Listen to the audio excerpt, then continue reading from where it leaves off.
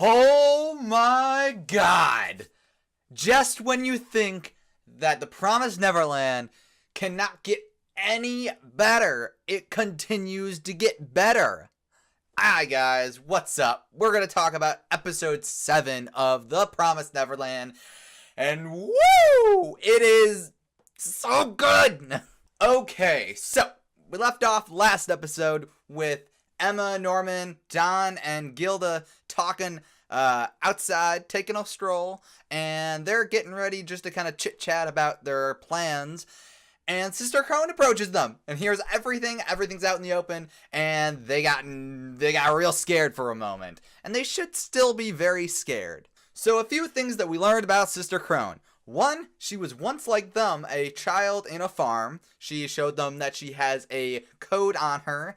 And on top of that, it turns out that the girls in these farms can actually move up and not be shipped out as food if they have two things. One, good test scores. If they're just smart and they do very well in all of their stuff, then that is a plus for them. Second thing is if they get a recommendation from their mom. And that's basically it. Then they can move on, and maybe they go to a school or something like that, or they get taught how to be a mom, and they either end up like a sister or something, or they move up to the momhood, I guess. So another thing that we learned about the girls that move up to being moms or sisters or whatever is that they get another tracker inside their chest. I don't know whether it's like the tracker in their ear stop being active, or whether it's just that's not necessary anymore, but they get another one right here. And it turns out that it does two things. So one, it'll notify them, the other people in the system, the higher ups, the HQ, if the person dies. So that basically throws the kids' plan of killing Mom Isabella out the window, because then they'd immediately be ratted out. And it does another thing. It keeps them in the farms. These people cannot leave the farms because it'll electrocute them and presumably kill them, I guess, if they try to escape in some way. But either way, they cannot leave the farms. They only know the farms, and that's it. And that kind of shows in Sister Crone's later parts, where she doesn't know much about the outside world. She knows it exists. She knows that stuff is going on out there, that other people are out there, but she's never been outside of a farm. So that's super interesting. And it makes me wonder, is Mom like that? Are all the moms like that, where they originally were children that grew up and were... Were they originally children that grew up and passed the test, I guess, to get into the momhood, and they all have codes on them in some capacity? Or is it some people are just, they get brought in to do this, and then they decide whether some girls are worth it or not? I don't know, but it's really messed up. Now, we learned another thing about the outside world, and we learned this because Sister Crone had a meeting with Emma and Norman. So, they basically had a talk. We learned that on the outside, there are people that are not in the system, but Sister Crone doesn't know much about that because she's never been outside of the system. And there are people that work on the same level as these monsters, or demons, as the kids call them. And Sister Crone, she kind of scoffs at them calling them demons, because she's just saying them and they and whatever. And I'm wondering if there's something deeper to it, and that she knows that they don't. Or maybe it's just that she thinks it's cute that they're calling the monsters demons. Either way, there are regular people, presumably both men and women, because kids got come from somewhere, right? Whether the monsters are still more powerful in terms of political and sociologically, I don't know that. Maybe there's a hierarchy where the humans can live at a certain degree if they're working with these farms, but they're still below the demons or monsters. That's something we gotta find out. But it's interesting to know that the outside world, there are people that live apart from this, and presumably that's maybe a resistance of some sort. And Sister Crone basically says, if they get out, they gotta mix in with those people quick, because if they don't, then they'll get dragged right back up to the farm and maybe just shipped out immediately. Now, we learned a little bit more about the tracking system in general. So, a couple of things. The tracker, thing that Mom has and even Sister Crone has kind of works like the Dragon Radar from Dragon Ball. It's basically just like shows you a dot on a map, or like a very simplified map, and that's about it. It just basically shows you the location of each of the trackers, and it doesn't tell you who they are or what they're up to. It's just showing you a location. So it's more, I think that's a pretty easy way to do it, because Mom doesn't need to know this, like specifically what they're doing. If she sees them by the wall, she knows that they're seeing something they shouldn't be seeing. So it's a pretty simple thing, especially since they're theoretically supposed to be a tight-knit family, so you would think that she would pick up on this stuff anyways. Number 2 about the trackers. They can't simply just break them outright. They need to do something specific with them so that they don't alert the monsters and HQ and Mom, because if they break them outright, then all hell will break loose and they'll be found out immediately, and that's basically it for them. So they need to be very careful about doing it. And Sister Crone says a couple of things. She either says you need to cut it out of your ear, or you just need to cut the ear off entirely. It needs to be cut out of you and left somewhere in order for you to escape peacefully, I guess. I'm sure that the kids will come up with some kind of plan, because they're not going to do that for like 30 plus kids. I don't know how many kids there are, but they're not going to do it for all of those kids, especially since a bunch of them are very, very young. They're not going to understand this, so they need to figure out a plan to break it or neutralize these trackers without actually hurting anybody, I guess. And honestly, I really like all this tracker business. I think it's a simplified way of keeping these people where they need to be without having to get super complicated and be like, oh, well, there's a whole camera system and blah, blah, blah, blah, blah. I think it makes more sense than, and I think the demons, the monsters, would rather the humans be kind of more in that simplified way, because then Mom or whoever's in charge of these farms, they don't have a ton of information. They're just kind of doing their own thing. So I think the simplified tracking is the best way to do it, in my opinion.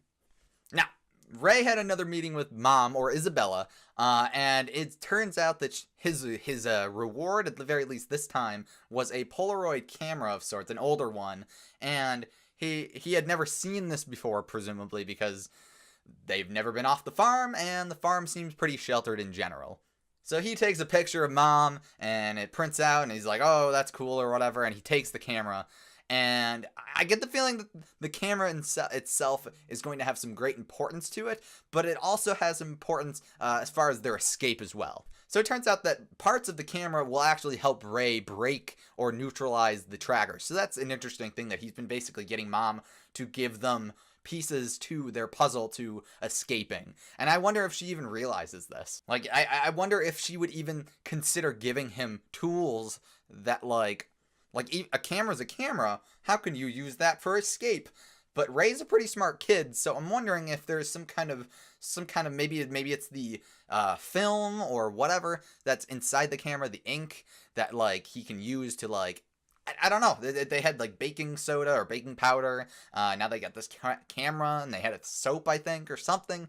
So I'm wondering if he's going for a chemical reaction that will ultimately fry the trackers without having to actually remove them. Or maybe it's gonna like block the signal in some sort, and by the time they get gone, they can do whatever they want. Either way, he's apparently got all or most of the things that he needs to dismantle the trackers. And Norman says that he actually wants to move up the date of them escaping, because Sister Crone now knows that they know about the trackers, and it's kind of a race against the clock, because even though they agreed to kind of work together, at the same time, Sister Crone, if she finds the evidence that she needs to blow these kids in, she can basically take over the farm, because then that would mean that Mom allowed the kids to find out about all of this, so she'd be in big, big trouble. And then Sister Crone would be seen as, I guess, as a hero, because then she would be like, oh, well, you found this out? Okay, the farm is all yours. I think you are perfectly capable of doing this.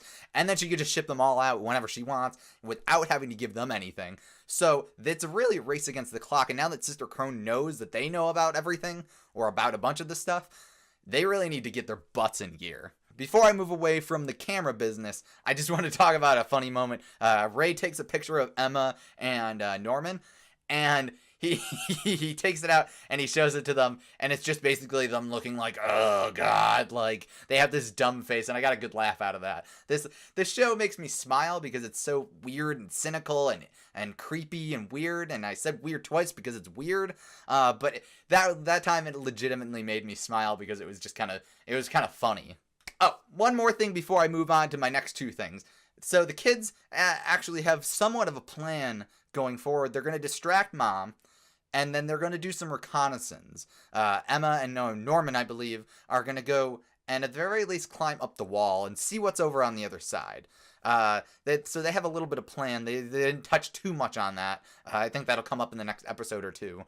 But it seems like they're getting ready to do some reconnaissance before they leave in about 6 days. They don't have too much time left before they have to skedaddle. And honestly, that's the thing about this whole thing, is they technically have like a couple of months, but they want to get out of there as soon as possible. So they set themselves a time limit, and they're going to try to stick to it, if not go a little bit earlier. So all that's cool. Now, final two things. The last couple of things in the episode. Sister Crone finds something crumpled up behind Ray's nightstand, and I'm wondering what it is exactly. So it looked like maybe the picture that he took of Emma and Norman. I'm not 100% sure, though. She seems to claim that it is the evidence that she needs to prove that they are going to get out of there, but I don't know if a camera picture in general is the evidence that she needs, or whether it's something written. It seems like it's detrimental to Mom, so I'm wondering if Ray, at the very least, found something out about Mom, and that could be the perfect evidence for Sister Crone to blow them all out. to basically say, hey, secret's been out. We gotta get out of here. I'm gonna tell the higher ups. So now the race to getting out of there is even greater, and they gotta do something. They don't even know that she knows about this. So that's pretty crazy. Now, the final thing of the episode, and this is like crazy because it's like, I want to watch more. I want more. And then they slap you with a cliffhanger every time. The end of this episode is Sister Crone looking at the thing that she found next to Ray's bed, and then she gets a knock on the door, and it's Mom, Isabella, and she has a note and a knife, and she has Sister Crone open it because it's from HQ for her, and it would appear Sister Crone is going bye-bye. I don't believe that for a moment. I think she'll stick around for at least a little while longer. They only had her, like, in the forefront for a couple of episodes here, so I doubt that they're going to suddenly just have her go bye-bye and never come back. But it seems like maybe either Mom is trying to get rid of her because she knows she's no good, or maybe it's just, like, coincidence, and now Sister Crone's being sent away to another farm or whatever. And that's basically the end of the episode, is the cliffhanger of Sister Crone being like, crap, I got this evidence. Now I can't blow her in because I'm being like shipped out myself to somewhere else. So I'm really excited about the next episode, I'm just saying. Alright, so those are all the topics of this episode, more or less. I enjoyed this episode so much. I would find myself smiling in different parts of the episode. I think the show is just so freaking good. I'm trying to keep myself from reading the manga because I'm just going to watch the show and just stick with that for a while. But I'm enjoying this so much. This episode was just as good as the last, and that's saying something because they're all great. Or maybe it's not saying anything because they're all great. But I don't know. Let me know what you guys think of this episode down below in the comments section. And remember to leave a like if you enjoyed this video. Also, remember to subscribe and ring the bell if you want to see more from me. I love Promised Neverland. I'm having such a good time with it. I'll see you guys later. Bye!